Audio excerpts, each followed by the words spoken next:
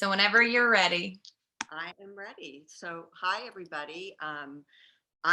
If you want to be seen, that's wonderful. I love to do presentations that are interactive. So I'm hoping that you'll jump in and we can have a nice back and forth today. I'm Randi Pearlman Wolfson. I don't know if some of you are on Instagram. I write a page called Grief and Grits on Instagram and Facebook. And I wrote a book called Eddie's Brave Journey, How One Little Elephant Learned All About Grief. And I hope to do a few things here today. One of them is that I would like to read my book to you. It'll take about 7 minutes to read it. So it's pretty quick. It's a book that's geared for about 3 to 8, although I think it really goes, I still cry every time I read it. So I think it goes all the way up through the age span. Hopefully we can talk a little bit about the book and what my intention was in writing the book and what I hope to put across through the book and hopefully when we leave today, you'll have a little bit more understanding of working with children, or if you are a caregiver to a grieving child, maybe you yourself were a grieving child. So I would like to start by sharing a little bit about myself. And I would like to just read something to you that I have written, because I think it explains a lot about myself and what I hope for when talking about grief. When I was a young girl, I struggled with whether or not to reveal to others that my dad had died. He died when I was 10 years old, and he was a 41-year-old school teacher. And as a result, I remained painfully shy throughout my school years. I didn't want others to discover my secret and look at me with wondering eyes as if to ask, "What's wrong with you?" And I think that grief is really often held as a secret, especially in school and in the workplace. And I like to wonder about, what if grief were treated just like a broken arm, if a broken heart were treated just like a broken arm, and if somebody were to show up to school or to work in a cast, nobody hesitates to ask all kinds of questions, really, like what happened, and I'll help you do heavy lifting while you're wearing your cast. How can I help you? Can I help brighten your day by signing the cast? How can I help you while you're healing? We aren't afraid to ask all those questions when we see a broken arm. But when somebody is carrying a broken heart, we don't really see what's happening. And so imagine, though, if we could see what was happening and we weren't afraid to ask all of those kinds of questions of somebody who is grieving. And so what I'd like to do is start today by giving you a couple of questions to think about before I actually read Eddie's Brave Journey. I want you to think about imagining what a grieving child might be wondering as they move into their grief journey. And what do you think it might be that they would need to know? And also to imagine what it is that their grief looks like. So I know that's a lot, and you're welcome to take one or all of those questions and maybe do a little bit of writing. And kind of think about those questions as we read the book, and see what you hear as I read the book. What do you see that's different? What do you think is helpful for a grieving child? And then hopefully we can, maybe have a little bit of a discussion about it. So I'm ready, if you are, to show the book.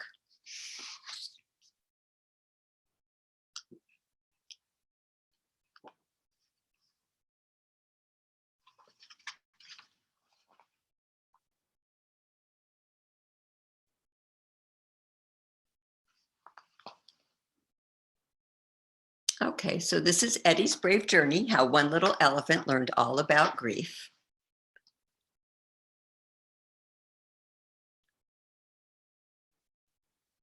And if you want to go to the next page, Jessica, yeah, I like to read what I write to the parent or caregiver,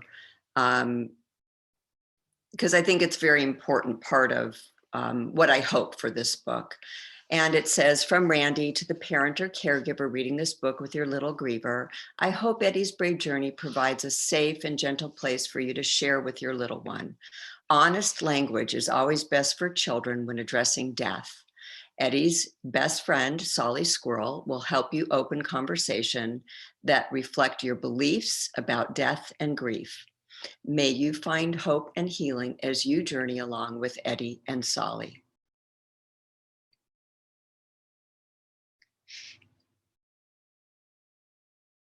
Okay, you can go ahead. Yeah. Whoop.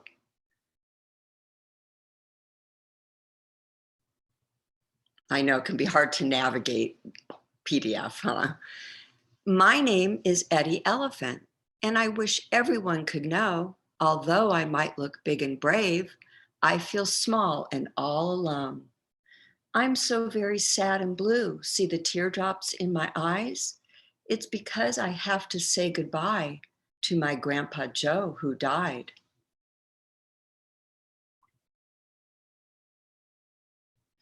That means his body no longer works. He doesn't feel any pain. His heart has stopped beating forever, and I won't see him again. I'm having great big feelings, and I'm wondering what to do. If only there were someone who could offer me a clue.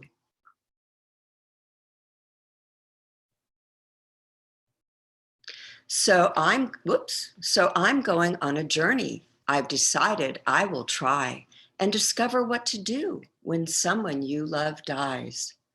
I'm filling up my backpack with water and favorite snacks. Once I begin my journey, I'm staying right on track. And Solly Squirrel introduces himself by saying, I'm Solly Squirrel, and I'm going on a journey with my best friend, Eddie. Will you come along too?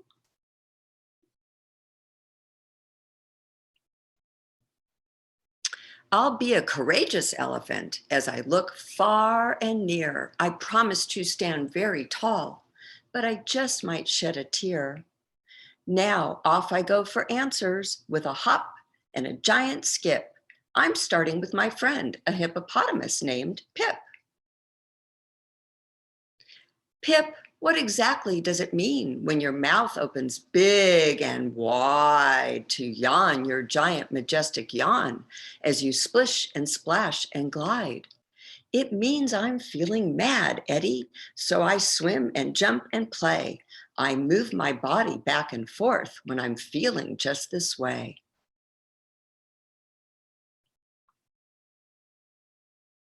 That's what I'll do when I feel mad. I can also jump and play. Moving my body just like you will help me through the day. And Solly Squirrel asks, what do you do when you feel mad? Before I go, I'm curious, Pip.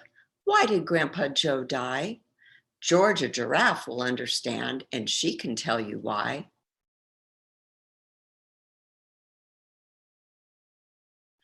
I look way up and I see Georgia, so tall with big brown eyes.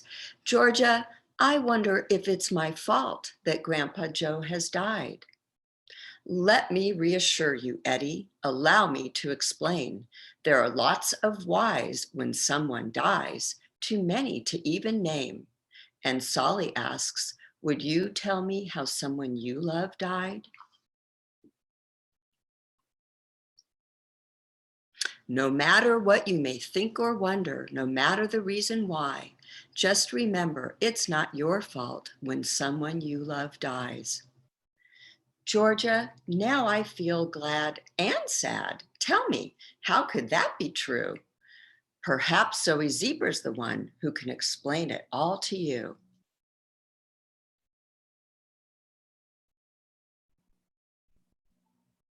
Zoe, when I have two feelings, just like your coat is black and white, how do I choose between the two? Which one do you think is right? And Solly Squirrel asks, what are you feeling?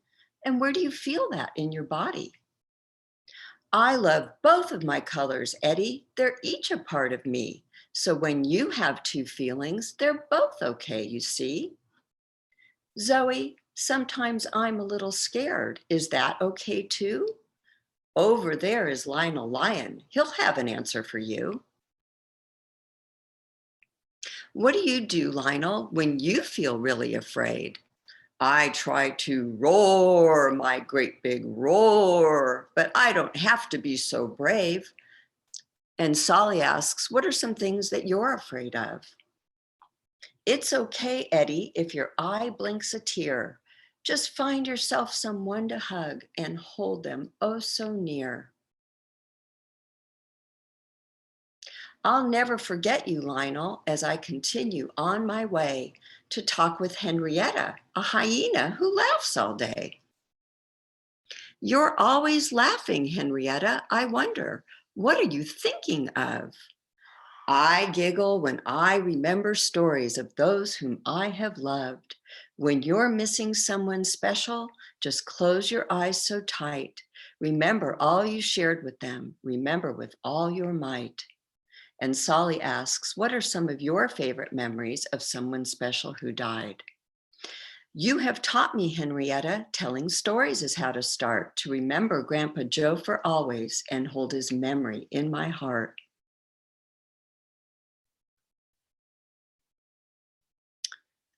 When the day begins tomorrow, how different things will be. I'm a little worried too. What will happen to me? I've heard of Calvin Crocodile. Maybe he will know. What will be the best for me as I change and grow? And Solly wonders, what do you worry about? I spy Calvin blowing bubbles. His tail is whirling too. Hey, Cal, sometimes I worry and wonder about all that I should do. As you grow up, Eddie, keep memories close to you. Remember to say the things you feel, so real, so honest and true.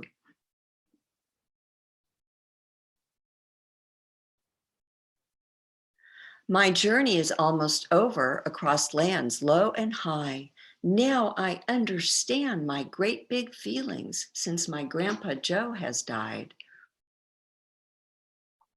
I'm ready to go home now. I really do believe that the feelings in my heart are right when I love, remember, and grieve. And Solly reminds us that grief is all the different things you feel when someone you love dies. Solly, will you guide me home? The moon is big and bright.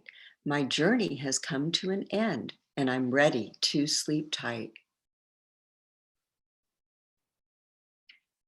Now, Eddie will always remember, and I hope that you will too, that wherever you may go, love and memories stay with you. And Solly asks, who can you share your memories with? The end. Thank you so much for listening.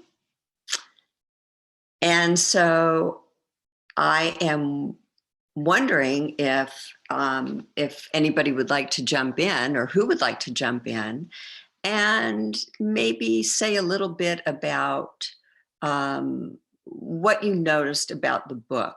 And was there anything different than what you've seen in other books that you think might be helpful? Just what you noticed, and maybe regarding those few questions that I asked prior to reading, how you see all of that fitting together. Who would like to jump in?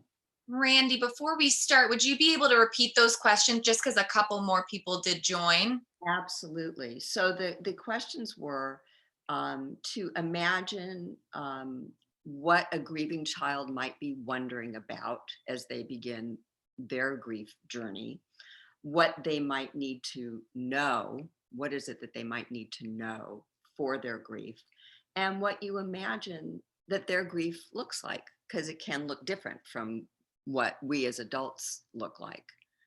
So who would like to jump in?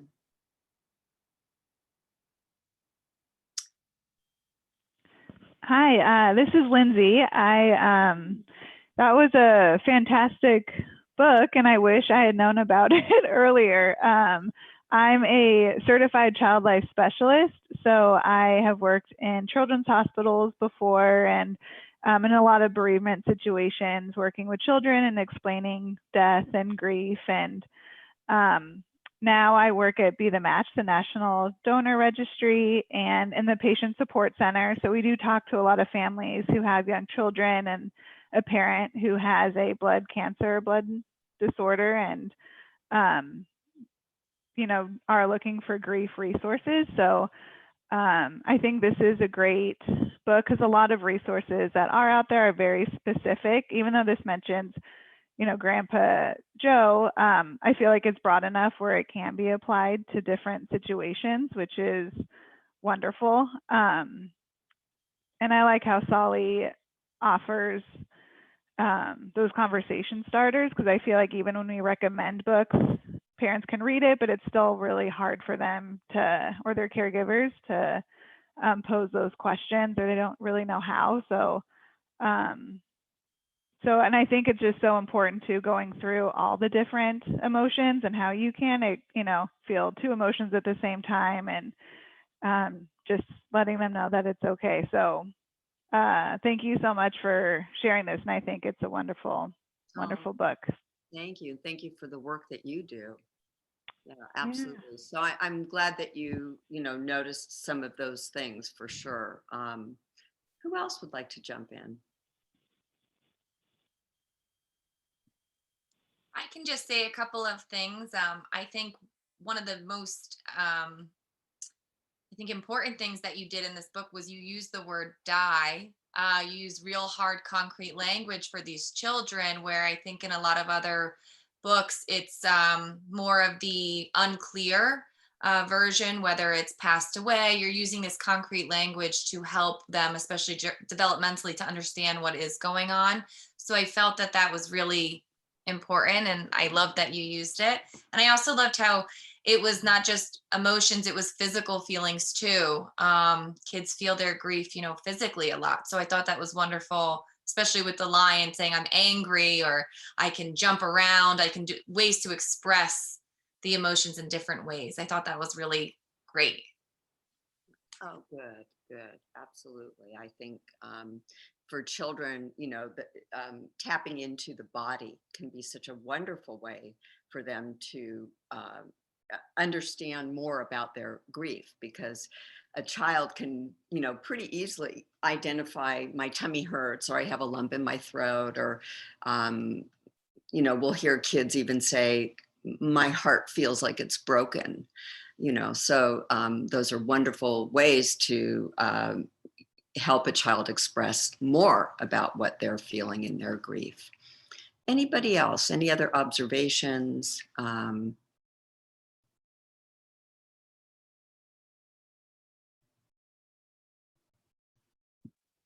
Okay, so let's talk for a minute about language, because I think it really is one of the most important things about working with grieving children. Because, as you said, Jessica, the word concrete, kids are so literal. And so they're going to hear something like passed away and think, well, what does that mean? Or I even noticed that people shortened that even more today to past. So, well, you pass a test, or you pass the salt across the table. So they're not going to understand what that means. I'll use myself as an example. When my dad died and I was 10, my dad was a school teacher, and my mom sat me down and said, God needed another teacher in heaven.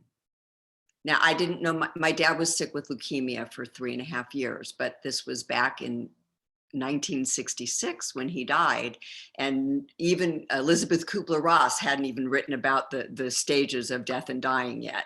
So nobody talked about death or grief. And that was the best that she could come up with. And I can still remember having no idea what she was talking about. Now, I think pretty quickly she was able to, explain what had happened, but I had no idea. And I've heard adults say that they get a call from a hospital that somebody has expired, or, and will have no understanding of what has happened. So, especially with children, we think we're comforting them by using euphemisms like "we lost your dad." Well, we lost the wallet last week and we went and found that. So again, we need to make sure that we're being very literal with children, and it does not help them if we use euphemisms. So I know that's really scary and it's hard to think about, using the word died. But I also think that what's very important is, how do we use the word? What's our tone? How do we look at somebody? And I think, it's great if we can begin to practice it, even with the adults in our life, and to be able to look at somebody and say, "I heard that your mom died. And I want you to know I'm here to listen to whatever it is that you're feeling. And I'll be right by your side." And I think that can be a very gentle way to let somebody know, "Hey, I really understand your person died, and I can be here to go to the depths of whatever it is that you're feeling." So it's very important that we really use concrete and language. And if you notice, after I said, "My grandpa Joe has died," I explain what that means. And that's what we want to do with children. That means their body has stopped working. It's really as simple as that. But we can go deeper than that by explaining that their heart has stopped beating and their lungs no longer breathe and they don't feel any pain. That's going to be very important if you're going to be talking about cremation or, burial. And with very little children, these things are going to have to be repeated over and over until they get to an age where they understand irreversibility, that when somebody dies, they are not coming back and we won't be seeing them again. And I do want to say something about that as well. And I just wrote about this on my page, Grief and Grits, because I know that some people have a religious belief that they will see somebody again in the afterlife, in heaven, whatever somebody's beliefs may be. My intention in saying that in this book was to help parents and caregivers help a child understand that they won't be seeing this person again here. But it's open to add in whatever your religious beliefs are, whatever your cultural beliefs are, to be able to add that in if need be. So again, helping a child understand in a concrete way that when a person dies, they aren't coming back and we won't see them again here. Any questions about that, or any thoughts that anybody would like to throw in about that?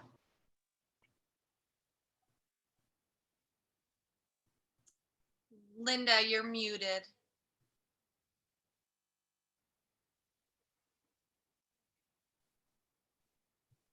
Still muted.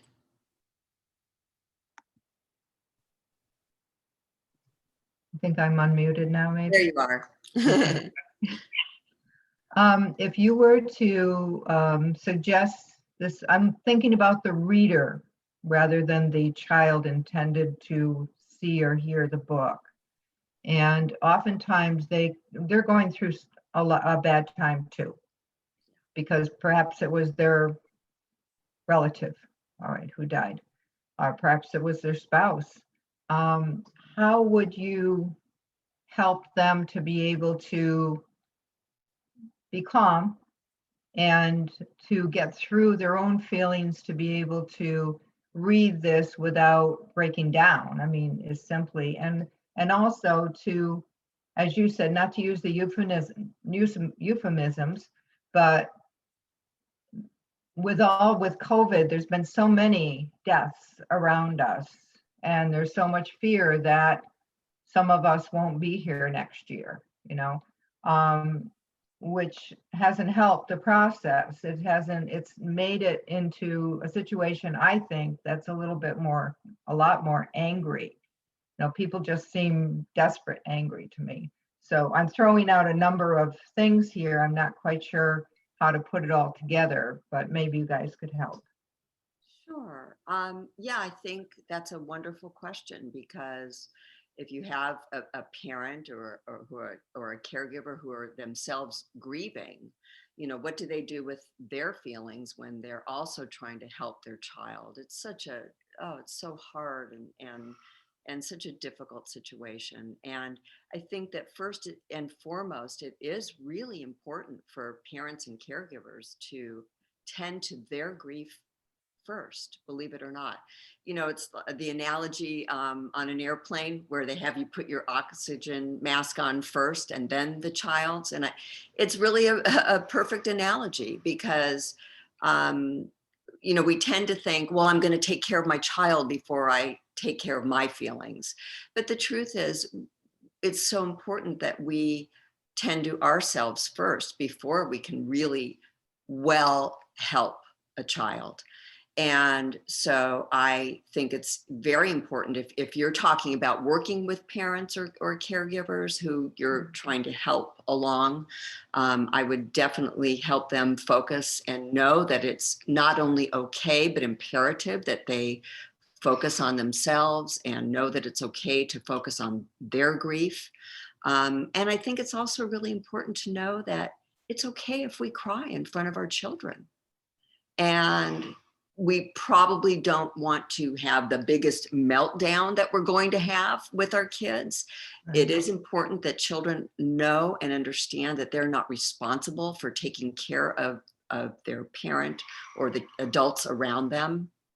But certainly as a role model to show that I am grieving. And when I grieve, I feel sad sometimes. Sometimes I worry.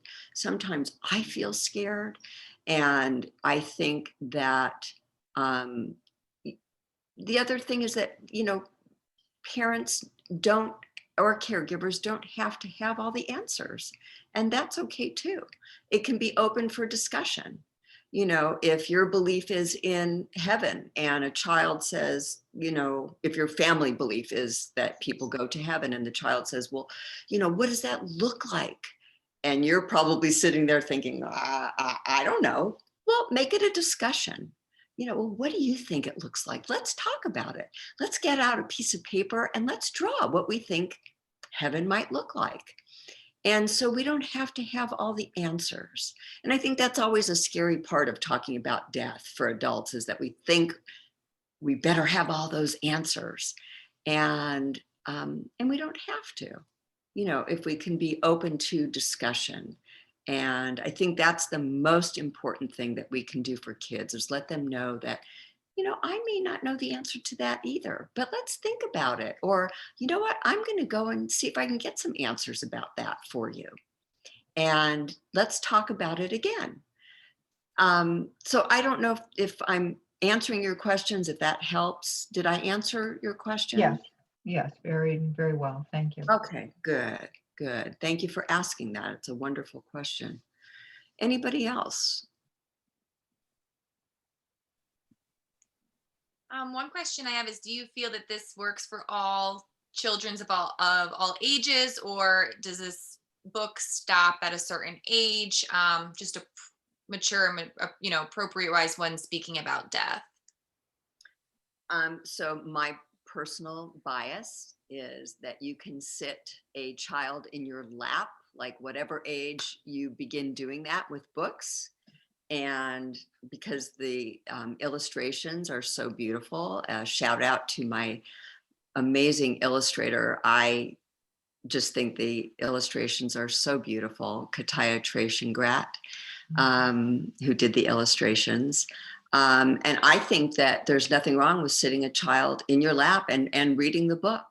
And they don't have to necessarily understand what it means, but hopefully the illustrations will draw them in. You can point to the animals and talk about what animal is that and what do they feel, and you can make sounds of, you know, a big roar from the lion, and so I think you can start at any young age. You know, I think it's mainly, I would say that it's meant for probably 3 to 8 specifically, but I don't see again why an older child can't relate. Like I said, I cry every time I read it because I think it really taps into what any of us as grievers feel. The idea of being able to share stories and talk about all the different things that you can feel 2 things at once. I think that there's a lot to learn as you go through the book, and just real important things about keeping a connection to your person who died. And so I think you could really open up a lot of conversation no matter what age, truthfully. And I think that, you know, if you want to read it to an older child, you can always say, you know, I got this book, it's meant for younger kids, but I kind of want to see, you know, how do you think a younger kid might relate to it, and read it with them. And, you know, get an older kid to read it with you in a sneaky way, because I think that there's a lot of value in terms of how do we connect to our feelings? How do we connect to memories? How do we connect to the person who died? Because, and I just want to add, you know, people often think that grief work is just about, you know, asking a kid, how do you feel? Well, we all know what a kid says when you ask them, how do you feel? What do they say? I'm fine. Fine, right? And boom, there's the end of the conversation. And grief work is really about, you know, talking about a memory, to asking them to tell you something about the person, sharing a memory with them. You know, what was your favorite movie to watch together? You know, what was your dad's favorite food? Um, what don't you miss about your person who died? That's a very important question, because we all have things that we don't miss about somebody, even if it's just their snoring, or, you know, or maybe, you know, there was a contentious relationship. And so we want to make sure that we leave opening for that as well. Does that make sense? Yes, yes.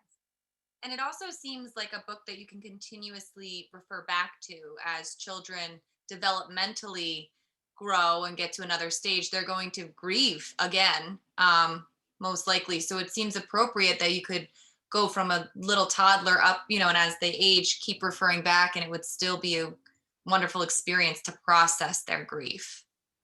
Absolutely. And that's very important point that you bring up, that children will re-grieve in different ways as they age and develop, because their brains can handle new, you know, different kind of information. You know, the way that you explain to a 4-year-old how somebody died is going to be different than how you explain it to a 10-year-old or a 15-year-old.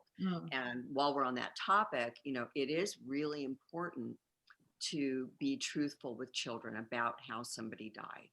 The amount of information that you may give to, like I said, to a 3-year-old as opposed to a 10-year-old or a 15-year-old is going to be slightly different. But you always want to begin with the truth. And as they age, you know, again, you'll add in a little bit more of what they can handle and what they can hear. But why do you think that is? Anybody have a guess as to why it is that you want to be truthful with children about how somebody died? One thing I could guess would be magical thinking and them not understanding what's happening, them blaming themselves or thinking it could happen to them. Having so their minds are, they don't know. So giving them facts is helpful for them to understand and process the permanentness of death. Yes, absolutely. Exactly. Any other thoughts about that? I was going to say, we always I mean, specifically around death and other situations too, being honest, because just establishing that trusting relationship, and they could hear it from someone else, either accidentally or overhear something, and it can just cause them more anxiety. But also, if you aren't truthful at first and then they do hear it from someone else, then it kind of ruins that foundation and that trust moving forward. Right, exactly. So it's really important for kids to hear this information from somebody that they love and trust. And you're right. Kids hear things, don't they? We were all kids. We heard things on the schoolyard. You hear things in the next room. So and kids find things on the computer. So it's really important so that they can begin a really healthy grief journey. And I call it a journey because it is a lifelong journey. I am an old woman and I've been doing this for 55 years and it's still a part of my journey, very much so. And so and I want people to know that, it shouldn't be something to be afraid of, that grief pops up over and over and over again. And it does not mean that we won't lead a healthy and joyful and productive life. In fact, to the contrary, the more that we can process grief and understand grief, the more we make way and room for all the different things that we're going to be feeling, the more healthy our journey, our lifelong journey can be. And I will tell you, I still can drop to my knees, at the thought of my dad's not being here and the fact that he died and all that he's missed. And so I want people to know that, because that's what happens with grief. And it's okay. It's really okay. So I don't know, I think, did I lose the question? Oh, it was about why we tell the truth. Yeah. So it's just really important. And I always say, why do we tell the truth to a child? Well, ask an adult who finds out years later the truth. And that will be your answer as to why you say the truth to a child. Yeah. I'd like to ask you a question. My question is there any way that you could put what you just expressed and explain that was it's just like a gem to me, into a little essay or something that would go along with the book, so that the parents had a resource to understand the importance of not only the process, but their part in it, and that grieving is a lifelong part of our lifelong journey. Because I don't think all people they're anywhere close to where your depth of understanding. I'm right out here saying this, I'm sorry, but Yeah. they need it. They need it. Yeah. And depth of understanding about grief is, oh gosh, it's hard, because we don't like to talk about it. Mhm. And one of the reasons that I started my page, Grief and Grits, was because, I that might be one of the main reasons that I started Grief and Grits, is because I really, really wanted people to understand, because of my perspective, because I've been a griever for so long. I Mhm. wanted people to understand that, that this is something that we move through for our entire lives. And so what I will say is, come read Grief and Grits, because I talk about this all the time. And I love your idea about, and I think my little opening page where I do say to the parent or a caregiver probably addresses that a little bit, maybe not Okay. in depth. But that is a little bit about what that first page is to address. But I love your idea about writing, like an essay specifically for that. I love it. Yeah. Well, And it might, thank you. if you go to my website, which for the book, which is eddiesbravejourney.com Okay. or griefandgrits.com, either one. And I think I talk a little bit more about all of that on the website too. Yeah. Those are great. I mean, I personally didn't know anything about this, and I've gone through some different courses in my past. So, but this is wonderful from your vantage point, because you put it so well and so succinctly. Thank You get right to the heart of the matter. So Oh, that's thank an you. amazing talent. Oh, So, thank you. That makes me feel so good. Thank you. That really fills my heart. Thank you. Thank you. Any other thoughts or questions?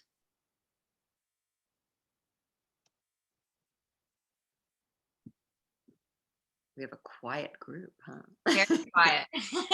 Or I'm just doing a magnificent job at teaching.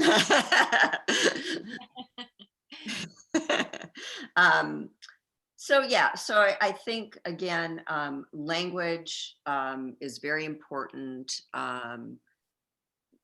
and anything else that you found that might be helpful for you in particular in the book that maybe is a little bit different from anything that you've seen. I mean, I personally like the questions that the squirrel asked. I think that it was a great opener. And then I think even the adults can also answer it themselves. So it would be helpful for the kids and the adults who are, or the caregivers with them, to kind of have that. It's a good conversation starter, because we don't, like you said, no one knows how to really have these kind of conversations. Yeah. So I think it can be used both ways. I think that was really great. Good, good. I'm glad, because that, of course, was the intention. And so I'll share a little bit with you about Solly Squirrel. So my dad's name was Sol, Mhm. and his nickname was Solly. And so, of course, I had to find a way to have my dad be in the book and be a part of the book. And Solly Squirrel is kind of like a teacher. And so it's my way of having my dad be a part of the book and pay tribute to him, and a way for me to feel connected to him also. So it's just sort of a way to demonstrate, how important it really is to find ways to connect with your person and continue to have them be a part of your life. And I think that that's a really important lesson that we want to teach children too, because, I think that, I think it's changing a lot, but long ago, the thought was when somebody died, put it out of your mind, put the pictures away, get rid of things, and, let's just move on and try not to talk anymore about the person who died. And what we know now through years and years of research and understanding and grief theories is that how important it is to have what we like to call continuing bonds, a way to stay connected to the person. And so that's one of the reasons I talk about sharing stories in the book. Henrietta Hyena talks about, she laughs or giggles when she tells stories of those whom she has loved. And what a wonderful thing to teach children is that they can keep talking about the person that died. And so that's what we want to do. Yeah. So, excuse me, let me just grab some water.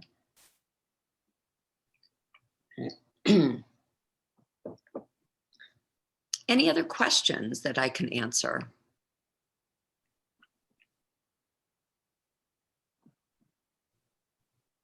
Is there, if people are shy to ask on Is here? there a way to write? Yeah. Or is there a way to maybe email you or just follow you on Instagram? That's a way maybe people can find you. Absolutely. Yeah. And if right now, if anybody just wants to write if there's a chat box, if anybody wants to write a question, I think we please just feel have a free. very quiet group. That's okay. That's okay. I'm well aware that, talking about grief, and especially talking about children and grief, it's really challenging, and it's scary, and it can feel confusing. And I'm just so grateful that that you're all here, and your willingness to listen and learn. And I guess I will say that I hope that maybe the couple of things that I hope you can take away from today is to, to tend to your own feelings, how important that is, that we don't want children to be responsible for our feelings. And we can say to a child, mommy feels sad, or, I'm feeling sad about daddy dying. And, sometimes I'm going to cry, and sometimes you're going to cry, and we can sometimes do that together. And I want you to know that I'm going to take really good care of myself and my feelings, and that your job is to, take care of your feelings, and I am going to be here to help you do that. And so that they know that it's not their job to take care of you.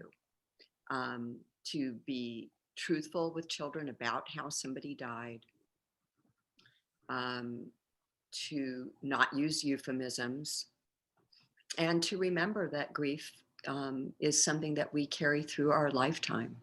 And that when we can understand that and learn how to navigate that and begin to have the tools, like some of the things that is talked about in the book, when I feel mad, I can move my body, and I can tell stories, and all the different things that I talk about in the book. Those are the ways that, children can navigate through their life. So I hope that that's helpful. And I'm so appreciative that you're here today and listening, and for your questions.